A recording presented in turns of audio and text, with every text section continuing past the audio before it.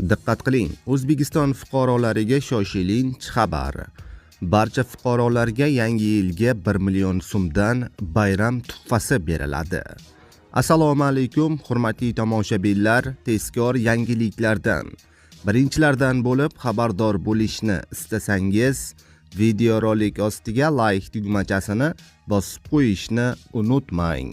Diqqat qiling, ehtiyojmand oilalarga 1 million so'mdan bir martalik moddiy yordam ajratiladi.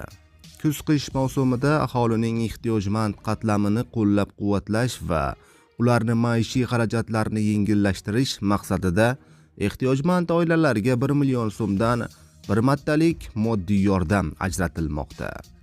Ijtimoiy himoya milliy agentligi mutaxassisi Madina Azamova bilan suhbatlashish shu xususida bo'ldi.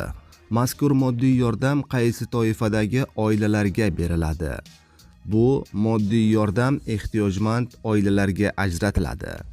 Jumladan boquvchisi yo'q, nogiron, og'ir kasal a'zosi bor oilalar, gaz ta'minoti yo'q, ko'p qavatli uylarda yashovchi, yakka yolg'iz yashovchi keksalar, faqat pensiya va nafaqaga yashovchi oilalar, vaqtincha ishsiz a'zosi bor oilalarga ajratiladi.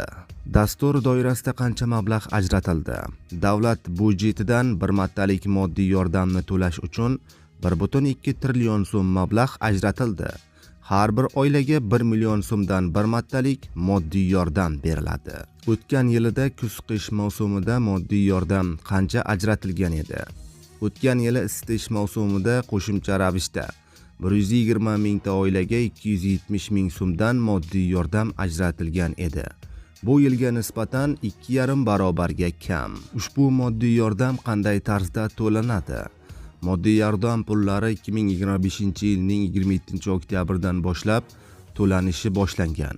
Fuqarolarning bank plastik kartalariga to'liq moliyalashtirilgan. Naqd pul oluvchi sayyor kassalar orqali yetkazib berilmoqda. Bu moddiy yordam aholi xarajatlarini yengillashtirish va ijtimoiy himoyani kuchaytirishga xizmat qiladi. Ikkinchi tomondan bu tizim orqali davlat ehtiyojmand oilalarni aniq va adolatli ravishda qo'llab-quvvatlamoqda, deyiladi ma'lumotda. Aziz do'stlar, ushbu xabar ostiga like bosing va ushbu moddiy yordamga muhtoj oila tanishlaringizga yuborib qo'ying.